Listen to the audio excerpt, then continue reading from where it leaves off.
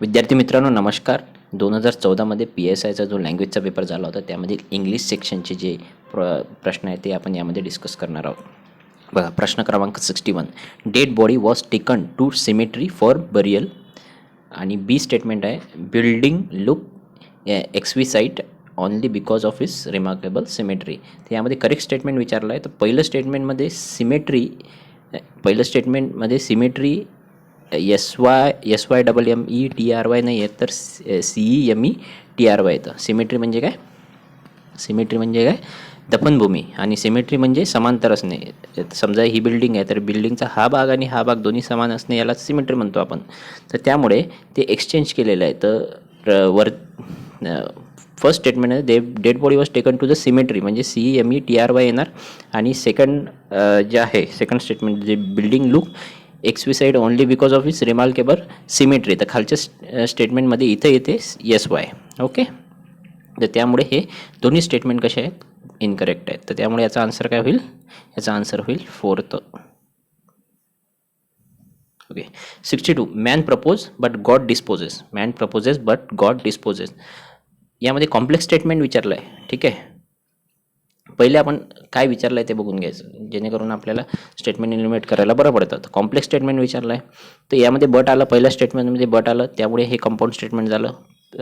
Second स्टेटमेंटमध्ये add आलं हे पण कंपाऊंड स्टेटमेंट झालं. तिसऱ्या स्टेटमेंटमध्ये दो येतं आहे दो. आणि चौथ्या स्टेटमेंटमध्ये हू येतं आहे. जर हूने दोन वाक्य जोडले असतील ते काय होतं? ॲब्जेक्टिव्ह क्लॉज पण असतो आणि त्याचबरोबर जे पण ॲब्जेक्टिव्ह क्लॉज असतात ते कॉम्प्लेक्स सेंटेन्स असतात. तर सी आणि डी. सीमध्ये दो येतं जरी तरी. ठीक आहे. संबंध दाखवलेला आहे. तर सी आणि डी दोन्ही हे काय झाले?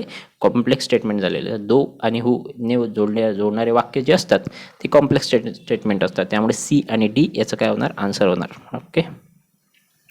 63. काय विचारलं आहे? Meaning of the underline idiom. Idiom काय? Throwing the baby with the bath water. Throwing the baby with the bath water म्हणजे बाथ वॉटर बरोबर आपल्या बेबीलाही फेकून देणे. ह्या एडिमचा अर्थ आहे letting lot of essential things go. म्हणजे ज्या आपल्या महत्त्वाच्या गोष्टी आहेत त्या आपण सोडून देणे. राईट. तर ह्या अर्थाने तिसरी प्रेज येतं. तिसऱ्या याचा मिनिंग येतो. 64 बघा. The teacher mark the student in the attendance register. Teacher marks the students रिकामी जागा इन द अटेंडन्स रजिस्टर. तर त्याचा प्रेझेन्स येणार. प्रेझेंटी नाही येत. TY पण येत नाही. असा काही शब्दच नाही आहे पहिली गोष्ट. ओके. तर प्रेझेन्स हा एक भाववाचक नाम आहे ते येणार. ठीक आहे.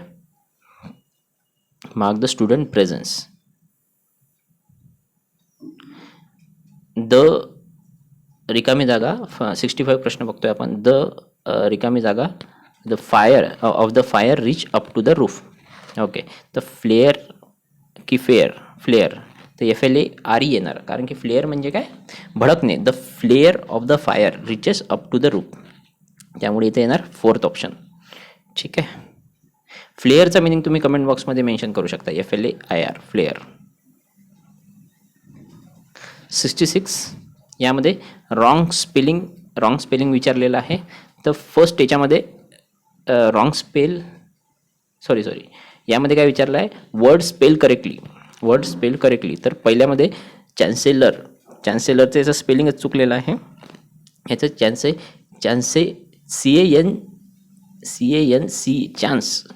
या शब्दापासून चान्सेलर होतोय तर CE होतोय. SE नाही येत CE येतोय. ठीक आहे. पॅसेंजर तर जेव्हा से या अर्थाने से या प्रोनाऊन्सिएशनने SENGR असा त्याचं स्पेलिंग होणार. नंतर मग अनाऊन्सर हे करेक्ट आहे. आणि स्क्लप्टर म्हणजे काय? जो मूर्ती बनवतो मूर्तिकार त्याला स्क्लप्टर म्हणतात. दुसरं स्टेटमेंट बघा. त्यामुळे पहिलं ऑप्शन तर गेलं कारण की याच्यामध्ये चान्सेलर रॉंग आहे आणि पॅसेंजर स्पेलिंग रॉंग आहे. बाकी दोन्ही करेक्ट आहे. ऑडियन्स हे स्टेटमेंट ऑडियन्स याचं स्पेलिंग करेक्ट आहे. डिपेंडन्सचं स्पेलिंग DANCE पण होतं DENCE पण होतं. कन्व्हेनियन्स NIENC हे पण स्पेलिंग करेक्ट आहे. आणि व्हायोलेन्स VIOLENC व्हायलन्स. ठीक आहे. तर हे पण स्पेलिंग करेक्ट आहे, त्यामुळे हे याचा आन्सर 2 होतं. 3मध्ये बघा, 3मध्ये चुकीचं काय, ॲक्युजेशन. तर ॲक्यूजचं स्पेलिंग काय, ACCUSE. ठीक आहे, डबल सी येतं. ॲक्युजेशन शब्दापासून ॲक्युजेशन बनतं, तर त्यामुळे डबल सी येतो. असिमिलेशन, तर असिमिलेट यापासून असिमिलेशन बनतो. तर असिमिलेटचं स्पेलिंग काय, ASSI येतं. ठीक आहे, तर त्यामुळे इथं डबल एस येत असल्यामुळे असिम्युलेशनचं स्पेलिंग चुकवलेलं आहे.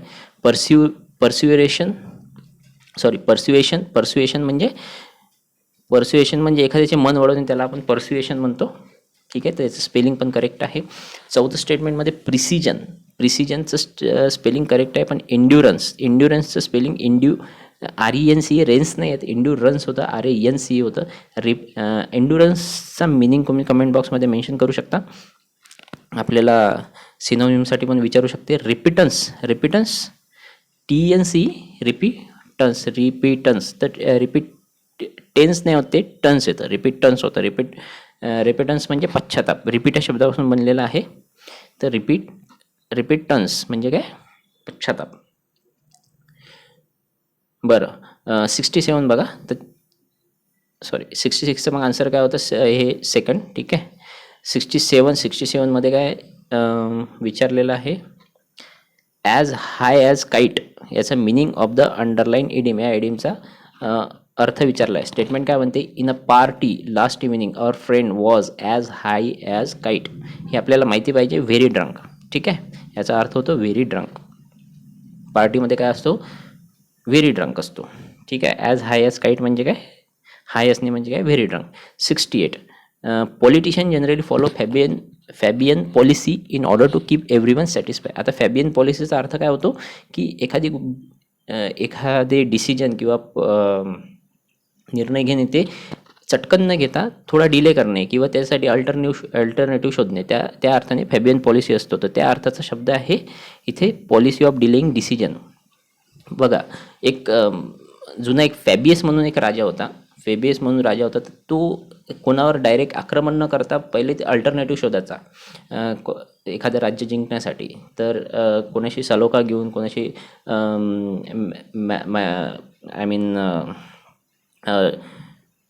मॅरिटल रिलेशन हे करून जर कुठले राज्य घेता यायचं असेल तर तो घेऊ शकत होता. तर अशा प्रकारचे अल्टरनेटिव्ह शोधून जे कॉन्क्वेस्टचं जे त्याचं डिसिजन असायचं त्याला डिले करायचा. तर त्याच्यावरून हे फॅबियन पॉलिसी अशी एक इडियम तयार झाली. तर त्याचा अर्थ होतो पॉलिसी ऑफ डिलेइंग डिसिजन.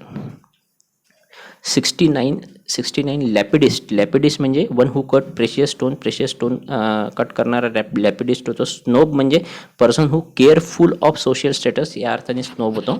आणि ओमनिवरस म्हणजे जो सगळं खातो, वन हू इट एव्हरीथिंग, तो ओमनिवरस झाला. आणि हेरिटिक म्हणजे डी काय, one who act against the religion, धर्मद्वेष्टा म्हणजे हेरिटिक, या अर्थाने हा होतो. तर डीचं आन्सर 1, सीचं आन्सर 2, बीचा आन्सर 3, त्यामुळे याचा आन्सर होतो second.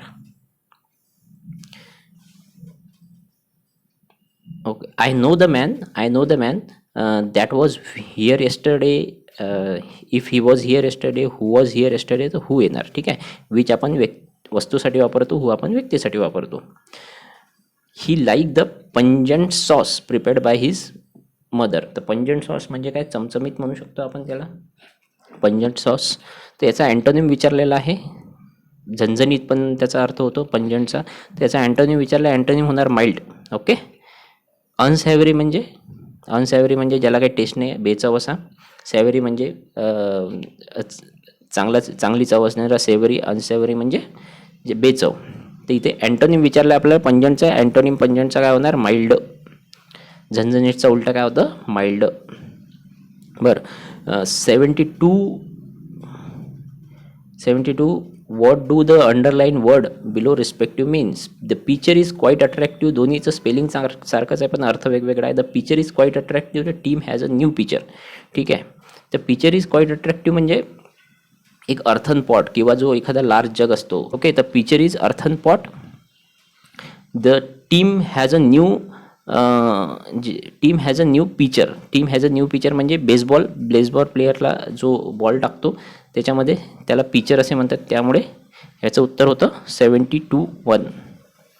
Now is the time when you should step forward. Now is the time when you should step forward. यामध्ये क्लॉज विचारलेला आहे. तर टाईमविषयी एक्स्ट्रा इन्फॉर्मेशन दिली आहे. Time when you should step forward, त्यामुळे हा काय होतो, ॲडजेक्टिव्ह क्लॉज होतो.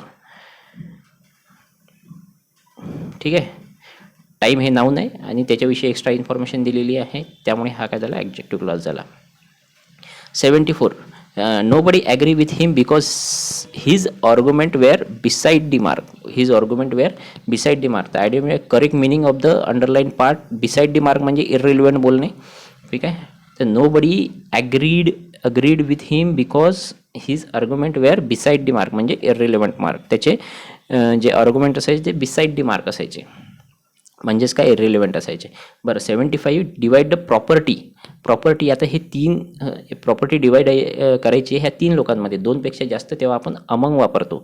इथं जर दोघंच जण असते तर आपण बिटवीन वापरलं असतं. त्यामुळे याचा आन्सर काय, याचं 75चा आन्सर अमंग आहे.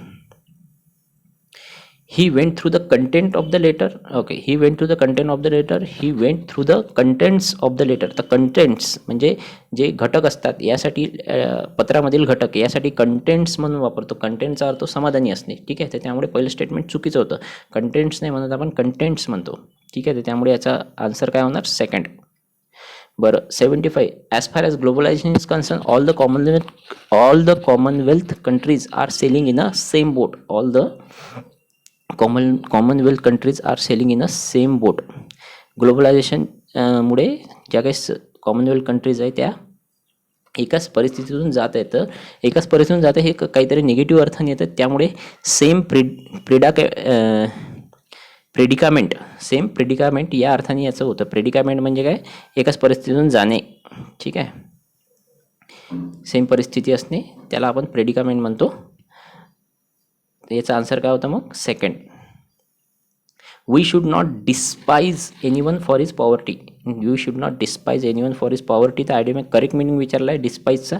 तर डिस्पाइजचा एखाद्याचा तिरस्कार करणे या अर्थाने स्कॉन हा शब्द येतो. ठीक आहे. स्कोल्ड म्हणजे काय होते, स्कोल्ड म्हणजे एखाद्याला त्रास देणे या अर्थाने स्कोल्ड होतो. पण इथे काय, तिरस्कार करणे या अर्थाने स्कॉर्न हा शब्द येतो, स्कोल्ड येणार नाही. ठीक आहे.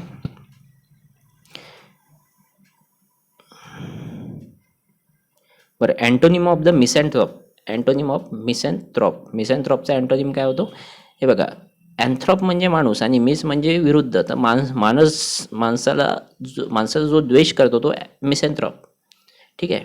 तर मिसॅन्थ्रॉप म्हणजे काय, लवेबल की लविंग. लवली तर होत नाही, लवलेस होत नाही. तर लवेबल म्हणजे ज्याच्यावर आपण प्रेम करू शकतो असा लवेबल, आणि लविंग म्हणजे जो प्रेमळ आहे त्याला लविंग म्हणतो. त्यामुळे याचा आन्सर तिसरं होतं, लवेबल होत नाही. ठीक आहे. 80. Correct sentence. We shall discuss the problem tomorrow. We shall discuss on the problem tomorrow. We shall discuss the problem on tomorrow. We shall discuss about the problem tomorrow. बघा, discuss नंतर आपण हे preposition वापरत नाही. Discuss about नाही म्हणत. We shall discuss the problem on the tomorrow असं पण नाही म्हणत. त्याच्या अगोदर पण आपण प्रिपोजिशन वापरत नाही. टुमॉरो असू द्या, नंतर येस्टरडे असू द्या, टुडे असू द्या, कारण की त्या शब्दामध्ये त्याचा अर्थ आहे की टुमॉरो म्हणजे उद्यालाच. ठीक आहे. तर ऑन टुमॉरो, ॲट टुमॉरो असं आपण कधीच म्हणत नाही. ठीक आहे.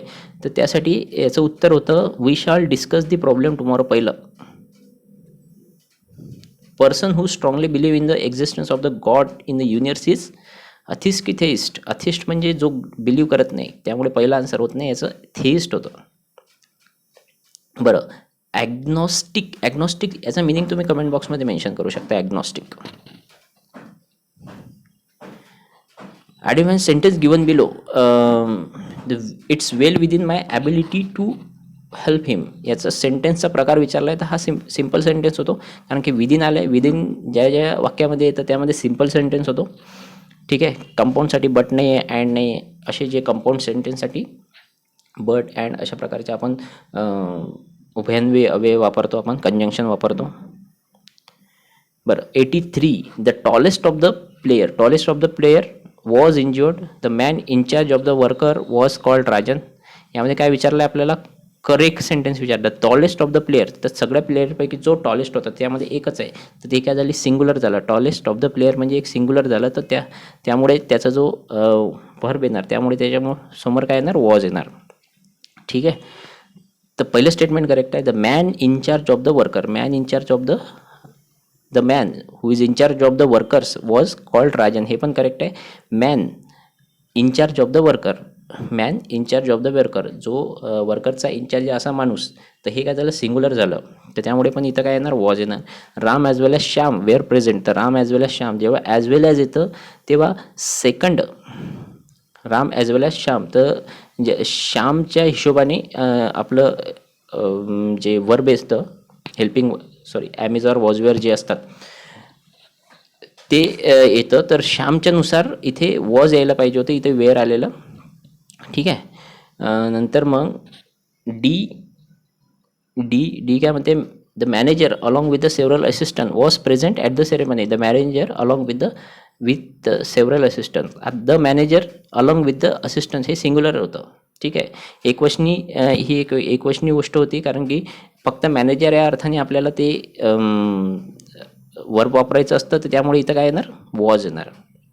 तर हे स्टेटमेंट करेक्ट आहे. यामुळे चुकीचं स्टेटमेंट काय आहे यामध्ये, चुकीचं स्टेटमेंट सी आहे, तर सी स्टेटमेंट चुकीचं असल्यामुळे यामध्ये करेक्ट येणार ए बी आणि सी, ए बी आणि सी असं ऑप्शन आहे का, ए बी आणि डी. ओके, ऑप्शन आहे 4th number. 84, the degree of comparison of the sentence given below, the ideal solution for to the problem, this is the ideal. Degree of comparison विचारलं, comparison. ठीक आहे, तर ideal state नाही, most ideal पण होत नाही, more ideal, okay, more ideal is possible, idealer असं काही होत नाही. ठीक आहे, तर more ideal, degree of comparison, change the degree of comparison of the following sentence. Okay, ठीक आहे, ठीक आहे, ठीक आहे. तर आयडियल हे ऑलरेडी सुपरलेटिव्हमध्ये आहे, आयडियल हे ऑलरेडी सुपरलेटिव्हमध्ये आहे, तर याचं मोस्ट आयडियल, मोर आयडियल असं होत नाही, पहिली गोष्ट. ठीक आहे, तर त्यामुळे पहिलं स्टेटमेंट चुकतं, तिथं मोस्ट आयडियल दिलेलं आहे, इथं आयडियलिस्ट असं पण काही होत नाही, आयडियलचं आयडियलच राहतं, मोर आयडियल असं पण काही होत नाही, आयडियलर असं पण काही होत नाही, त्यामुळे याचा आन्सर येतं none of the above, none is right. ठीक आहे, 85 rewrite the sentence below using the word walking. Walking हा शब्द वापरून काय आपल्याला काय करायचं आहे, सेंटेन्स रिराईट करायचं आहे. As they walk on a shore they could here the Surf.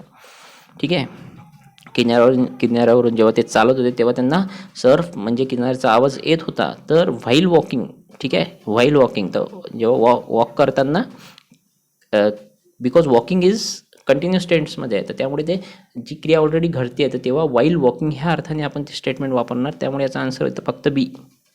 ठीक आहे, तर while walking on the shore they could here the Surf. Punctuation विचारलेलं आहे. शी टोल्ड डेम, she told them, he said why didn't want to leave early. Okay, याचं punctuation विचारलेलं आहे. तर she told him, she told them, हे काय तोंडचे शब्द आहे, त्यामुळे हे डबल कोटेड याच्यामध्ये येणार. नंतर मग शी टोल्ड देम आणि त्यानंतर ही सेड हे तोंडचे शब्द नाही आहेत. आणि why we didn't want to leave early, okay, हे पण तोंडचे शब्द आहे. आता हे तोंडचे शब्द असल्यामुळे हे येणार, आणि शी टोल्ड देम हे पण तोंडचे शब्द आहेत. बरं, तर ते डबल कोटेड याच्यामध्ये येणार, कोटेशन मार्कमध्ये येणार, त्यामुळे याचं उत्तर पहिलं तर नाही आहे, दुसरं तर नाही आहे, तिसरं पण नाही आहे, चौथं येणार. ठीक आहे, डबल कोटेशन मार्कमध्ये येणार, त्यामुळे याचं उत्तर काय येणार, चौथं. She told them double quotation mark, he said परत डबल कोटेशन मार्कमध्ये, why we didn't want to leave early. ठीक आहे, बघा 87 बघा, ग्रॅमॅटिकली करेक्ट स्टेटमेंट विचारलं आहे. तर ए काय म्हणतं, I suggest that he be allowed to sit for paper.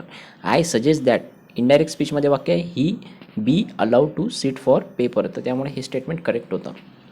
Indirect स्पीचमध्ये वाक्य दिलं आहे, त्यामुळे हे स्टेटमेंट करेक्ट आहे. आणि बीमध्ये बघा, had he my opportunity he would have minted गोड, म्हणजे पहिल्या स्टेटमेंटमध्ये जर हॅड आलं तर दुसऱ्या स्टेटमेंटमध्ये वुड हॅव येतं, हे कंडिशनल स्टेटमेंटचं उदाहरण, त्यामुळे बी इज करेक्ट. टर्न हे आज्ञार्थी वाक्य आहे, त्यामुळे हेही करेक्ट आहे. आणि D, if she was beautiful she would have gone on stage. Okay, तर इकडे जर वॉज आला तर इकडे काय यायला पाहिजे, वूड यायला पाहिजे, हॅव नाही येणार. ठीक आहे, वूड यायला पाहिजे. किंवा इकडे जर वूड हॅव येत असेल तर इकडे हॅड यायला पाहिजे. ठीक आहे, तर त्यामुळे डी हे स्टेटमेंट चुकीचं होतं. ABC इज करेक्ट 87चं. ठीक आहे. 88 बघा, the organisation is known for is probity. Probity म्हणजे काय, प्रोबिटी म्हणजे काय, प्रामाणिकपणा. तर यांनी काय विचारलं आहे, अँटोनिम विचारलं आहे आपल्याला, अँटोनिम. तर याचं प्रामाणिकपणाचं डिसऑनेस्टी हे त्याचं अँटोनिम होणार. आय नाऊ कॉल अपॉन येणार, मोस्ट एक्सेप्टेबल स्टेटमेंट विचारलं आहे त्यांनी. I now call upon the chief guest to address the audience. ठीक आहे, कॉल अपॉन म्हणजे आपण एखाद्याला गेस्टला बोलवतो, कशावर, स्टेजवर बोलवतो, त्यासाठी आपण कॉल अपॉन हा शब्दप्रयोग वापरतो, कॉल अपॉन. ठीक आहे. Okay, next 90 grammatically correct statement विचारलं आहे. None of the brother has their father's talent. म्हणजे ब्रदरपैकी कोणीही नाही. म्हणजे हे काय झालं, नन हे एकवचनी गोष्ट आहे. तर none of the brother has their father's talent. तर इथे हॅज येऊ शकतं, हॅव नाही येणार. ठीक आहे, हॅज येऊ शकतं किंवा हॅड येऊ शकतं. त्यामुळे याचं ए किंवा सी असं दोनपैकी आन्सर होणार. ठीक आहे. डी का चुकीचं आहे, कारण की ब्रदर्स नाही आहेत, ब्रदर्सचा ॲपोस्ट्रॉफी एस लागत नाही, नॉर्मल एस लागतो. तर त्यामुळे सी आणि ए याचा आन्सर आहे. त्यामुळे याचं पहिलं आन्सर येतं. याच्या पुढचे सगळे पॅसेजचे प्रश्न आहेत ते आपण सॉल्व्ह करून घ्यावे स्वतःहून. धन्यवाद.